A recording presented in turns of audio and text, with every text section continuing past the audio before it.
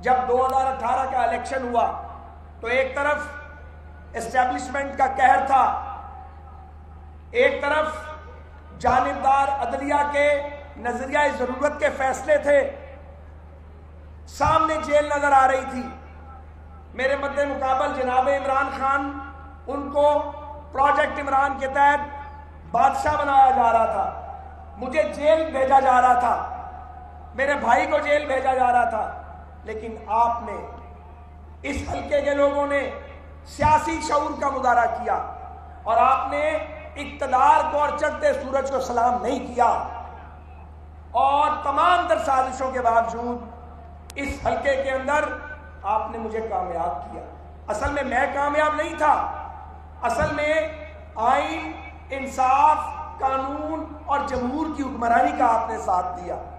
آپ نے صرف نواز شریف کا ساتھ نہیں دیا، ہمیں گرانے کے لیے میاں نواز شریف کو جان بوجھ کر جیل میں ڈالا گیا۔ وہ کوئی فیصلہ تھا؟ وہ کیا فیصلہ تھا جو اقامہ کی بنیاد پہ میاں نواز شریف کو نااہل کر دیا گیا؟ وہ سازش تھی، فیصلہ نہیں تھا۔ ایسے فیصلے اس ملک کی تاریخ میں جسٹس منیر سے شروع ہوئے، ختم نہیں ہوئے۔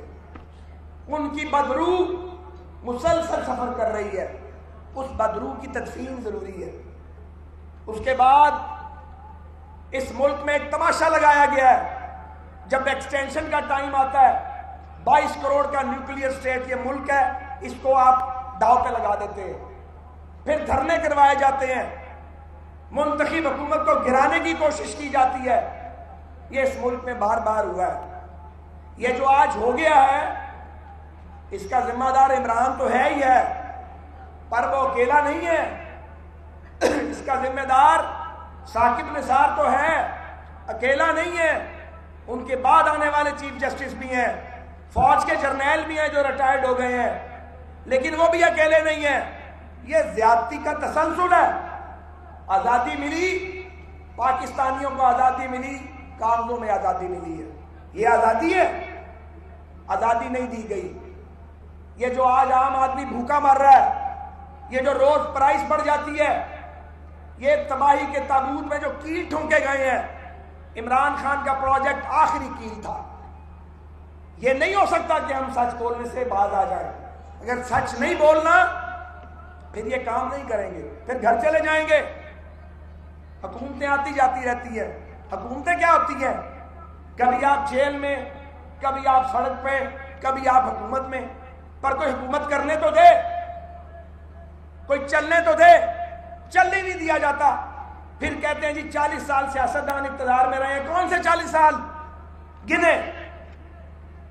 ایوب خان وہ جمہوریت کے ادوار نہیں تھے، یحییٰ خان، ضیاء الحق، پرویز مشرف، اور وہاں بھی بریک نہیں لگی۔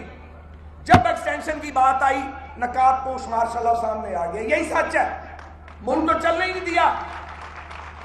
اور پھر وہ ججز جو سفارشوں پہ لگے، جو میرٹ پہ نہ لگے، جن کے چیمبر کے لڑکوں کو پھر اس کے بعد آگے لایا جائے، وہ میرٹ پر آتے ہیں۔ اس لیے یہ نظام عدل نہیں چل سکتا۔ میں پوری ذمہ داری سے بآواز بلند کہنا چاہتا ہوں، یہ نظام عدل ملک کو انصاف نہیں دے سکتا۔ اس نظام عدل کو بدلنا پڑے گا۔ اس پر میں آگے بھی بات کروں گا۔ اسی طرح کوئی ادارہ اگر آئین سے بالاتر ہوگا تو پھر ملک نہیں چل سکتا۔ آئین کو بالاتر کرنا ہوگا، آئین بالاتر نہیں ہو سکا۔ جو جمہوریت ملی وہ ریموٹ کنٹرول سے چلانے کی کوشش کی گئی، جمہوریت کو زنجیریں ڈالی گئیں۔ اس عمران سے ہماری شکایت کیا ہے؟ شکایتیں تو بہت ہیں، سب سے بڑی شکایت ایک ہی ہے کہ جو بات ٹھوکریں کھا کے، در بدر ہو کے مسلم لیگ نون اور پیپلز پارٹی اور باقی جماعتوں کو سمجھ آ گئی، تمہیں سمجھ کیوں نہیں آئی؟ جب سب کو سمجھ آ گئی تو تم ان کو اویلیبل ہو گئے سازش کرنے کے لیے، کیونکہ تمہیں وزیر اعظم بننا تھا۔ تم کسی کی ٹانگ کاٹنا چاہتے تھے، کسی کا سر کاٹنا چاہتے تھے، کسی کا منہ کالا کرنا چاہتے تھے۔ اب وہ گند کھل کر سامنے آ رہا ہے، وہ آنا ہی آنا تھا ایک دن۔ سازش کبھی چھپی نہیں رہتی۔ تو میں آپ سے یہ گزارش کرنا چاہتا ہوں کہ میں آج آپ کے سامنے اور اس میڈیا کے ذریعے مسلم لیگ نون کا اور پاکستان کی سیاسی جماعتوں کا، جمہوری جماعتوں کا، جتنی بھی جمہوریت ہیں ان کا مقدمہ پیش کر رہا ہوں۔ ہمیں جب موقع ملے، نواز شریف کو جب موقع ملا، نواز شریف تو باواضح بلند، وہ تو لاؤڈ نہیں ہے، وہ تو بھڑک نہیں لگاتا، وہ تو دھیمے لہجے میں بات کرنے والا سیاستدان ہے۔ تو جب نیوکلیئر کا فیصلہ آیا تو وہ فیصلہ اس لیے کر گیا نواز شریف کے 2/3 اکثریت دی تھی قوم نے، بین الاقوامی پابندیاں لگیں، مہنگائی بڑھ گئی، لیکن پاکستان زندہ رہا اور پاکستان ناقابل تسخیر ہوا۔ وہ فیصلہ یقیناً ریاستی ادارے ساتھ کھڑے تھے، لیکن پارلیمنٹ کی طاقت ساتھ تھی، قوم ساتھ تھی، پوری قوم نے بھگتا، لیکن پاکستان کا جو دشمن 5 گنا بڑا دشمن ہمارے سامنے کھڑا ہے، اس کا راستہ رک گیا۔ پھر آپ جدید پاکستان کو دیکھیں، یہ موبائل فون، ان کی ٹیکنالوجی کون لایا؟ نواز شریف لایا۔ آپٹک فائبر کون لایا؟ نواز شریف کی منتخب حکومت لے کے آئی۔ یہ جتنے ایئرپورٹس ہیں پاکستان میں، یہ سارے کے سارے پی ایم ایل این کے دور میں بنے۔ آپ کی موٹر وے کلچر، ایک موٹر وے نہیں، موٹر ویز ہم نے بنائی یہاں پہ، colleges, universities, 5 state of the art.